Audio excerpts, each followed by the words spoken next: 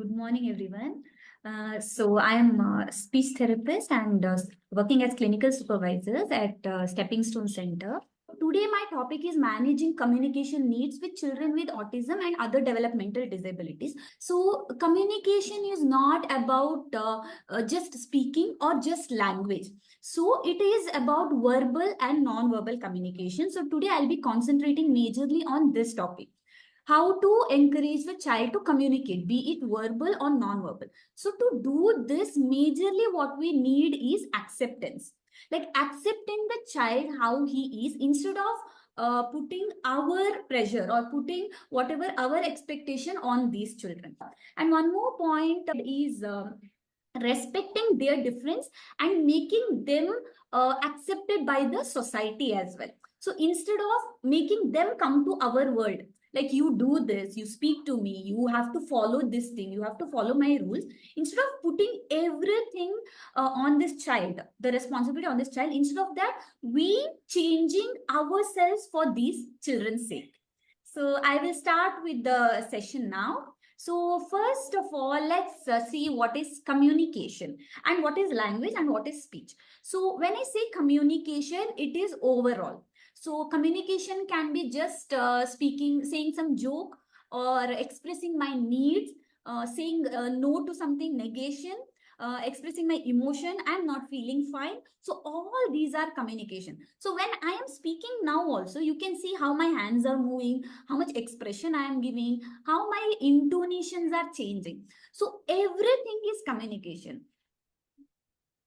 So can you hear me? No, but I'm doing some action. So this is also communication. So I'm trying to say something without actual verbal stimulus. So language is a part of communication. Language is like, it can be anything. Framing sentence or naming a particular object or just requesting something. All these are language. And speech is the mechanism where we say something. So how we coordinate our breathing with how we coordinate our vocal fold movements and how we move our mouth and tongue to produce a particular sound. So this is overall communication. So this is the language development of the child. So when a child is born, so how does the child develop a language? So child develop language from the time it is born. So how? By crying. So child's first language is crying. So 0 to 3 months, it will be always crying. The child is discomfort, he cries. Child is feeling maybe temperature, he cries. Or he's hungry, he cries. So what happens to the parents at that time? They actually respond to the child crying. So there is a communication to and fro happening between the child and the parents. So 3 to 6 months, what happens? There won't be much crying. Along with crying, there will be cooing and gurgly sounds. So the child will kind of do a sound where the child will express its needs, or child will respond when the adults are speaking to him, like a gurgly noise they make. After 6 months to around 9 months, what will happen? There will be a babbling stage where the child starts making few of the sounds like vowels majorly, I, and then there will be babbling, ba ba ba ba ba, or ba da ga na, something like that. So combination of consonants and vowels and etc. After 9 months to 12 months, there will be a lot of intonations which the child will try to copy without any word as such. Then at 12 months of age is when the first word starts beginning. And then as the child grows, their vocabulary and number of words in their repertoire keeps on increasing. So why we are discussing this language development? So what will happen most of the time is, when the child is not able to speak at the age of 1 year, most of us as a parent, what we do, okay, the child is just 1 year, he will speak. So we will try to ignore it and we will tell that I was a late speaker. After 3 years, I spoke. So just let us leave it. Okay. Some parents, what they will do, they'll be overly concerned, like the child is not speaking. They will come to us and we start with intervention. So what I'm trying to tell here is, we have to always notice these language development in our children. So if there is any delay, it may be associated with other things also. For example, the child is not speaking anything, but at the same time, the child might not be giving you eye contact as well. When you're calling his name, child might not be responding to you as well. So all these small things we have to notice when it comes to language development. So when we tell language development, if there is any language delay, this will give us a potential doubt about the child might have any kind of language issues or developing an autism or autistic features. So I'm not telling any language delay will cause autism. That's not what is the meaning of this sentence. But if there is a speech delay along with all these other issues like eye contact or not responding to speech, there might be autistic features which the child might develop. So early as you notice this, as early as you start the intervention, it will be much easier for you to get out of these problems. Okay, and this autism, again, we cannot do some electrophysiological testing like keeping some thermometer and how we check the fever. We cannot check like that the autism, but we can check using lot of behavioral measures and test batteries. So what are the different kind of language impairment? So the language impairment can range from mild to major. So first one is delayed typical language acquisition, where the child is not speaking appropriately with respect to his age. For example, at 1 year, he is not speaking any first word. Instead, he might be babbling. Okay. And as the age progresses till 2 years, he is only in one word. But there is some improvement. Maybe in a month he is saying a few new words. So there is a delay, but there is no disorder as such. So the child is having a language delay which might progress or which might reduce after a lot of stimulation. Next type of language disorder is little or no language, where the child is speaking. Okay, the child is 5 years, 6 years, he is speaking, but very few words. He's only speaking one word. If he wants to go outside, he says car. If he wants to say that daddy came from office, he will say car. So anything he will say one word, but meaningful interaction will be present. Next major thing what we see nowadays is regression of language skills. So most of the parents who comes to us come with this complaint. Till 2 years, ma'am, he was speaking. He was saying papa, mummy, banana, give everything. After that, he suddenly stopped speaking. He suddenly reduced the number of language. So this is the major thing which we are seeing nowadays in the children, and this can be because of various reasons. Okay, that we will discuss further. Like major reason, maybe I can tell like lack of stimulation. Majorly, it is lack of language stimulation. Next type of language issue is the child speaks. Okay, but he is not using the appropriate language in the social settings. He will just maybe use some of the language for his needs. I want bye-bye, something like that, but doesn't actually use it in a social setup.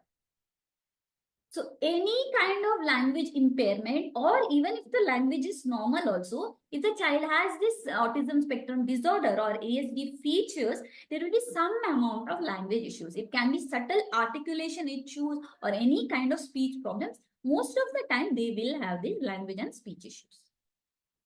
So now let's see what is verbal and non-verbal language. So when I say non-verbal children with autism, it is not a diagnosis per se, but it is mostly a word which is used for children with autism spectrum disorder who have difficulty learning language or who has very limited amount of language. And most of the time, this kind of non-verbal behavior is seen in a severe form of ASD. Okay, where they need a lot of support.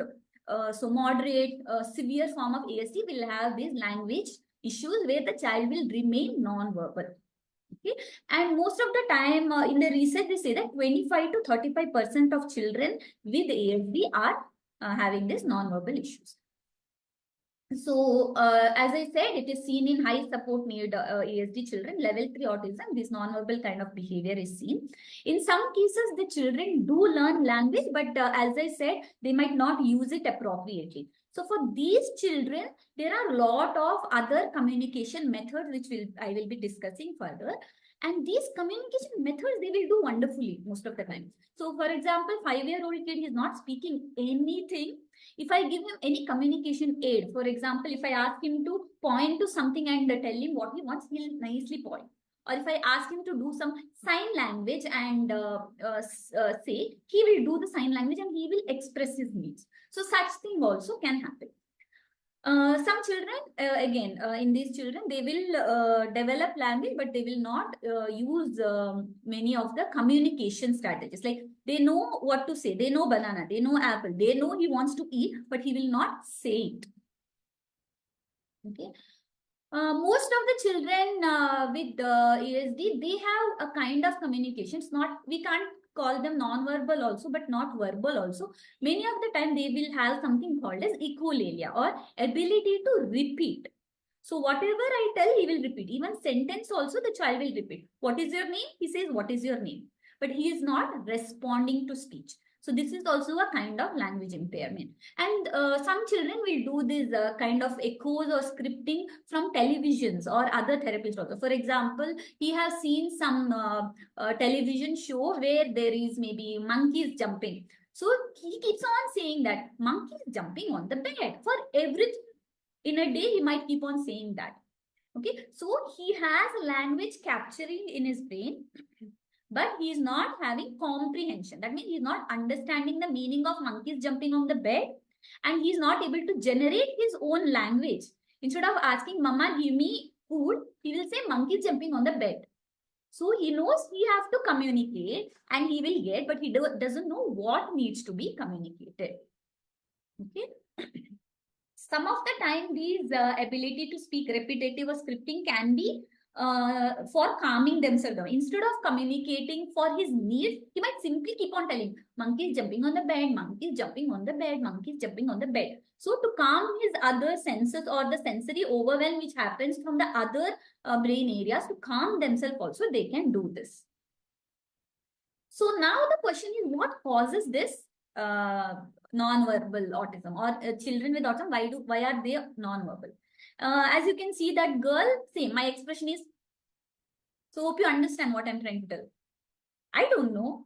Nobody knows actually. We don't even know the cause for this ASD. So why the kids have non-verbal behaviors? Again, we are not sure. We can give few examples or assumptions why the child might not be speaking, but we are not sure why it is like that.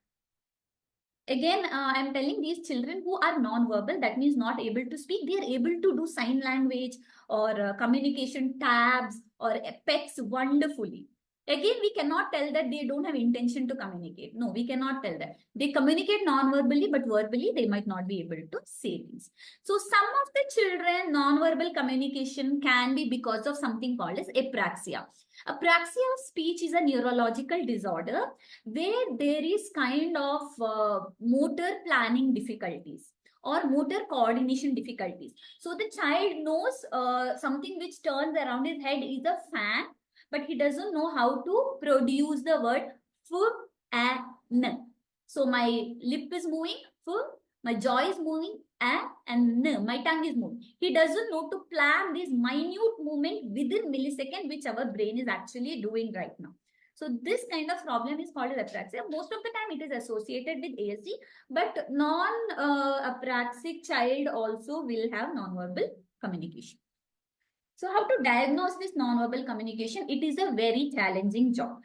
Okay, it is not very easy to diagnose a child. Okay, this child is non-verbal, this child will be verbal, or this child might speak, this child might not speak. As a professional, first of all, we are not supposed to say that, because we cannot assume what the child is, what the child will be. So why we are having difficulty to segregate verbal and non-verbal communication is because of these three things. The child may be non-verbal, pre-verbal, or non-communicative. So non-verbal is the child who is not speaking. Pre-verbal is child may develop language, we never know. So he might have few sounds or few words, and we might assume, okay, he might develop speech. Non-communicative is very severe kind of a child where he will not speak also, he will not communicate also. Like he just doesn't know how to say things, or just doesn't know even pointing also. So non-communicative children also might be there. So it's all mixed. So mixed symptom will be there. So we cannot clearly distinguish between these kind of children. So main motto of this presentation is communication is key. This is the same point which Mr. Karthik had told that time. Communication is key Even though the child is verbal, non-verbal, you have a typically developing child, your child is diagnosed with autism or cerebral palsy or any other issues or no issues, communication is the key for any human being. Okay, so when I say communication is the key, why I am saying this is we need to give opportunity to our kids to communicate. So if I have a 5-year-old child who is not at all speaking, even though I am teaching him 101 times, say, give me, say, give me, say, give me, he will not tell. I need to go to his shoes. I need to give a way to his way of communication. If I show him shoe, he might point. So what is his communication? Pointing is his communication. I can give real object and ask him to choose things what he wants. Okay, the child might not speak, but child might say A, B, C, D. He might say with sign language. Okay, he might have learned from YouTube. So what is his communication here? Sign language is his communication. I can't expect him to speak like me. Now you go to China. If you speak in English, do you think they will respond? So you are expecting Chinese people to speak Hindi, to speak English, to speak Malayalam. Will they understand or will they try to speak to us? Of course no. So what we have to do? We have to try to learn their language. Same way with the child who is non-verbal or having ASD, it's very wrong to make them come to our world and ask us to do something which we are doing. Instead, try to see their strength. Try to see what they are good at. Are they good at pointing? Are they good at sign language? Are they good at bringing an object and showing? Are they good at technology so that in the tab they will show you what they want or communicate? Are they good at phoneme, reading, typing, so that they can just type a text message and tell you what they want? So we need to find out which communication key is best for the child. Okay, so now why I am telling communication is the key is because of all these things. So expressing needs. A 4-year-old kid comes, he is crying uncontrollably. For 45 minutes of therapy we give for speech and OT and 2 hours for EB. Entire session, all the session is crying. Why? We don't know. Why we ask the parent doesn't know. He is not able to express his needs. Is he having pain? Is he having itchiness? Is he feeling hungry? Is his nose blocked because of cold? Is he having headache? Or is he having too much sensory overwhelming which he's not able to express? We don't know. So in this case, if we give him a non-verbal communication or just some pictures, for example, see how I have put in the background. Are you feeling angry, sad, fear, smile, happy? So he is able to tell something. Okay, so some communication needs can be met, and it is very important these needs need to be met. Otherwise, children will be clueless about what to do further. Expressing emotions, same thing. Choice making. We feel whatever we want. Again, as the Mr. Karthik, previous parent told, they have sensory issues. They do not eat everything. So the child, Sarvesh, had problem with sambar smell. He, as a parent, it was very smart to understand that he has problem with this particular thing. So he will give a choice. Do you want this? Do you want this? Do you want that? So same thing we need to do with our children. If they have problem with one thing, they are not eating, it's okay. What is the other thing? We need to give them choices. To make a choice, they need a communication. If they are not verbal, what are we supposed to do? Again, start with pictures or pointing or sign language or sign communication or anything, any kind of tabs. Okay? Statement making. Okay, any kind of statement making where the child just want to tell something. Okay, Papa came from office. Okay, I want Papa to lift me. Okay, negation. Now he will not eat, we'll just stuff it in the mouth. He is not able to say, no, I don't want this, I want that. So negation and negotiation, making friend and socializing. So the children with ASD have major issues making friends because of this communication issues. The other children who are playing, they're not able to understand him. He is not able to understand the rules what the other kids are playing with. So there is a communication issue because of which socializing is a major problem. So it started with small thing. We are not allowing him to point. We are not allowing him to show pictures. And it is becoming a big thing where he's not able to socialize with anybody. See how small things which we do will actually affect the child's entire life. His feeding is affected, his communication needs are affected, requesting is affected, his emotions are not addressed, he is not able to socialize, he is not able to make friends. So small things will build up to a bigger issue. So if I'm telling so much about non-verbal communication, what are the other ways to communicate? Always observe your child, okay? Observe their facial expression. Obviously, we will observe when they cry. Oh, why my kid is crying, ma'am? If the kid is happy, do we ask why my kid is happy, ma'am? We have to ask. So you should see why he is happy, what makes him happy, why he is crying, why he is making that face, why he is not able to stand properly, or any gestures. He's just feeling weak and he's just putting his head down. He is not fine. So we need to check on every movement of the body to see what the child is trying to communicate. Okay. Other ways to make the child point. Pointing will not come automatically, because for these children, language needs to be taught. So it is always better we start with pointing the pictures, pointing the objects, or even teaching them reading and writing. If the child is 4 years, most of the time the children will have something called as hyperlexia. So children automatically will learn to combine phoneme and read. If there is a word written RAT, instead of RAT, the child will see the read it as rat. So that much smart nowadays kids are. So trying to teach them writing, written language, or American Sign Language or Indian Sign Language. American Sign Language are more advanced, and most of the time even the non-users know American Sign Language. But Indian Sign Language is not very well known to people, but it is always good we start with sign languages. Picture cards or PECs we can use, or any kind of digital communication devices we can use. Whatever we are using, we are here to make the child's quality of life better. That should be the main motive. So let's go and see what is this AAC. So AAC is nothing but augmentative and alternative communication board or communication system. Augmentative means I am having speech, along with that the board or the pictures will facilitate my language. Alternative means I'm completely non-verbal, completely not understanding the word. It will give an alternative. Instead of verbal, I'm doing picture communication. Okay, so alternative and augmentative communication. So it is both. Okay, it is not like if my child is seeing the tab, he will not speak. It's not like that. It will just support your communication, it will augment your communication. So again, when I tell AAC, there is various type of AAC depending upon the child's skill and communication needs. Okay, it can be aided or unaided. When I say unaided, it's most of the time all your sign languages, as I said, Indian Sign Language, American Sign Language, or sign alphabets signing, or any kind of gestures. All these are unaided. Facial expression, gestures, pointing, all these are unaided. When it comes to aided sign language, it can be any kind of materials which you will be taking together. So in that aided kind of language, there are two types. One is low-tech aided, one is high-tech aided. So low-tech aided can be our PECs. How we start with the picture communications, or it can also be any photo albums, which if you press a button, there will be a sound coming. So these are AC devices which will be available. And high-tech device is when there are a lot of options in a device.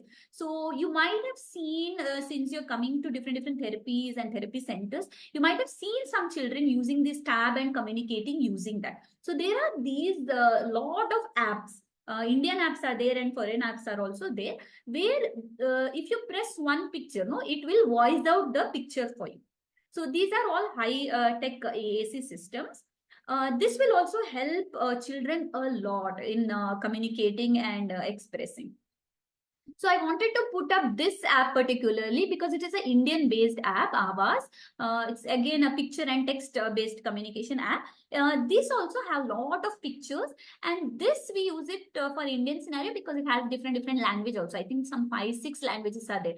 Kannada, Malayalam, Tamil, Telugu, all the languages are also there. So we can stimulate the child in their mother tongue as well. And it has other options like we can excuse me. So we can put our voice recording and our pictures, we can put all those. So these are other apps which I have just put for your reference. One is Proloco2 Go, Touch Chat, Dynavox. So these are also all our communication apps, but they have different features. Little bit different features are there. Some have more vocabulary. Some have something called as eye tracking. So we have few kids here who is not able to move their hands. So cerebral palsy, severe issues are there. So for them, eye tracking devices are also there in this communication, because those children are not able to speak at all or able to communicate at all, but communication intent is there. So the child want to express but not able to express because of his muscle issues, muscle weakness, or brain issues, or any kind of movement issues. So eye tracking is there. Head tracking is also there. So for example, you might have known these people who are completely wheelchair. So they use this communication device where they have a stick to the head and they just point it. So something like that. Okay. So now let's see why we are not able to use this AAC in all the settings or with all the children. Okay, because there are a lot of myths. I'm not telling only professionals know everything about AAC. No, even professionals are with the myth that AAC will affect the child's language development. Okay, AAC will keep my child from talking. So major issue which the parents come with us is, no, ma'am, I don't want to give him communication board. I don't want to give him any picture communication because he will not speak after that. That's a very wrong thing. Most of the research which is done on AAC says that since it is a picture board, there is a visual stimulus. And when you click, there is an auditory stimulus. So that means overall sensory stimulation is happening because of this. It will only facilitate the child's communication. Okay, along with pointing, you have to give speech stimulation and encourage him to speak. It will work wonders. Okay, my child, okay, AAC is not for children who have some words. So the child has developed language from 2 years. He has spoken. Till 4 years, he's speaking one word only. So what will parent do? He speaks one word, no ma'am. He might speak more. Let's wait. So if the child has one word beyond his developmental age, then we have to start AAC, and it is the best because the child already has language. So this will again push them more, facilitate them more. Okay, low tech should be used prior to high tech. This I think most of us also feel that because high tech is little bit expensive and we need to spend most of the time, we start with low tech.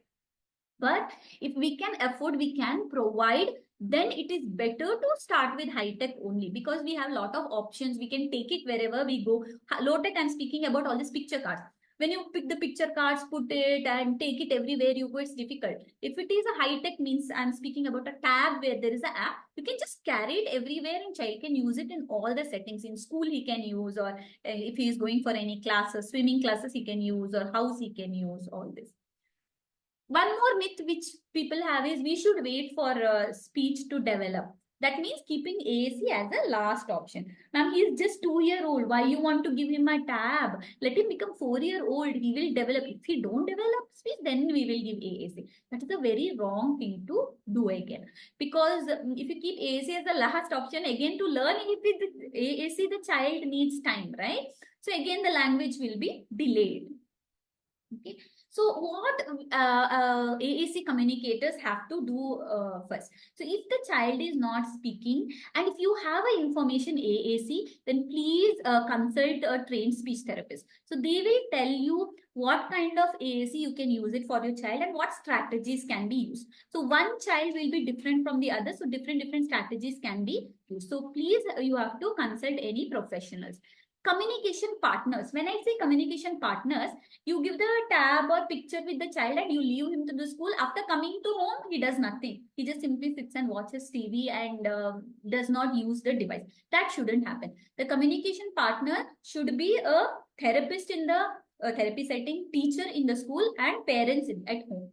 So everybody have to know the communication device. Everybody have to use the communication device with the child. And how to speak. Like I don't speak to my colleagues and after I go home, I keep quiet with my family. No, speech is every day. It's from morning to night, isn't it? So we keep on speaking same way. We need to keep on using the device for the child to get to know the device better, get to know to use the device better. Acknowledge the communication attempt. So if the child is not ready to use it, at least use it for 1 month and see. Okay. And whenever he simply points, also acknowledge the communication effort. Expectant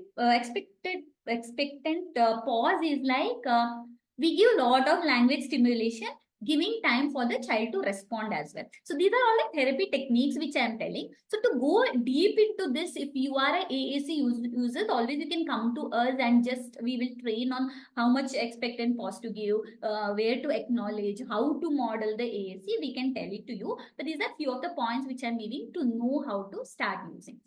Language expansion 1+ rule, like increasing the child's vocabulary. Like for example, if he is pointing to the fan, yes, this is fan, something like that. This fan, okay, point fan, something like that. One word you are adding to the whatever the child has pointed. So like this, you are supposed to encourage the child to use the AAC systems. Thank you. This was about AAC presentation. I hope this information have helped you. And I know most of the parents have concerns regarding the child's language because he is not speaking, ma'am. Only thing they come to speech therapist and they are like, make the kids speak. It is not in our hand. We are not like magicians. We will just say speak and the child will speak.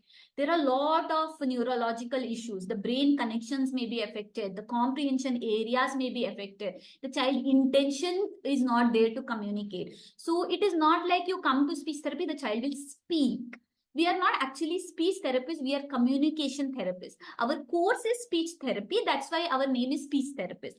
Otherwise, our course is not speech therapist, it's communication. So anybody who wants the child to improve in his language or understanding, always be a communicating supporter to the child. Thank you so much. And parents, if you have any questions, please, you can ask. And how much ever I know, I will try to answer. Thank you so much, Anjana. So there is a question if there's any proven method for apraxia diagnosis.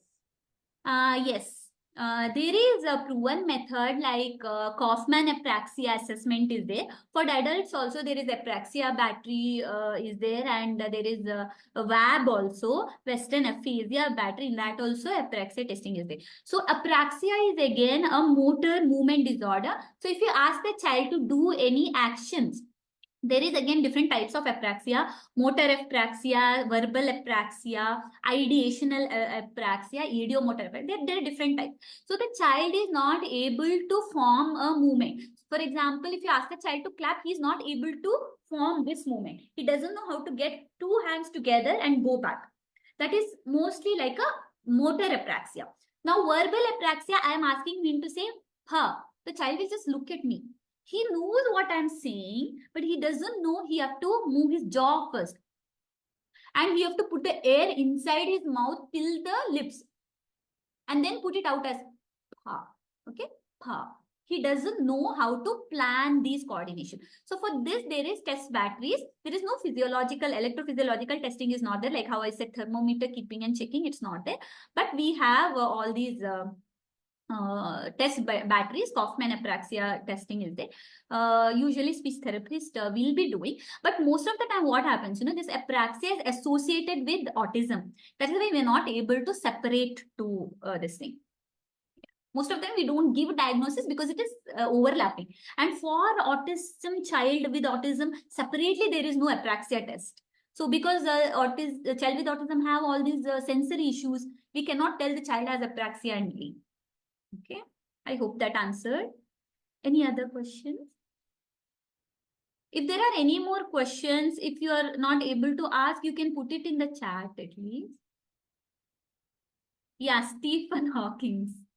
Yes, he was using, right? AAC, exactly. He was completely paralyzed. He was not even able to move most of his trunk also. So he had eye tracking devices, if you have seen. With eye tracking, he used to communicate entire thing. So it's not like just because my child is not speaking, he will not achieve anything. Okay. So if we give them opportunity, find their strength and go to their world and help them, they can do wonders.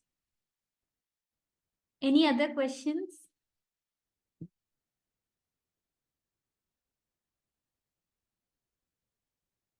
Kevin. All right. Thank you so much.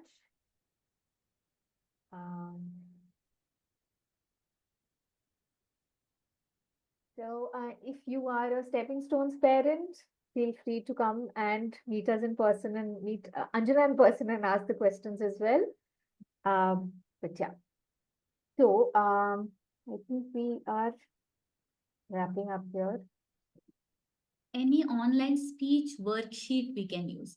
What kind of worksheet are you asking, Soumya? Can you specify?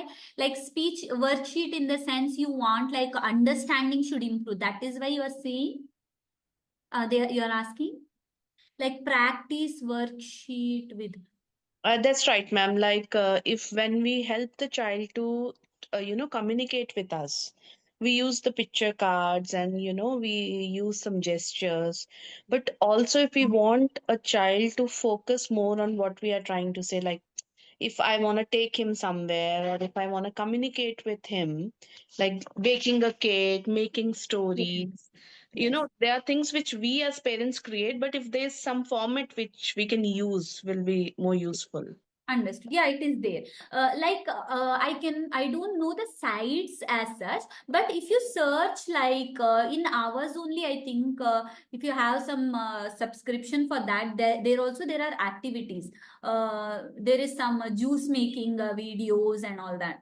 So there are available, but at present I'm not able to name them because I don't remember exact site. But if I find it, maybe I can send it to you. Your kid is by any chance coming here? He actually goes to Sandeepani. Okay, I will check, and if I'm finding, I will send it to Miss Neetu. Sure, ma'am. Thank you. Yes. Okay, then yeah. If any questions are there, they can just add later. So we are wrapping up today's parent support group session. Thank you so much to all the parents who took time out of their busy schedule to join us today. And I really, really hope that you've taken away some new information, new learning, and you are motivated to come join us for the upcoming sessions as well. So our next parent support group session is going to happen on Feb 8th, same time, 10:30. So please do join us. We will have many more interesting discussions, parents, professionals who will be able to give us more information, who will be able to guide us better than what we already know. And yeah, and if you can share this with your parent groups as well, anybody who you think will get more support from these kind of sessions and services, please feel free to share this within your groups also.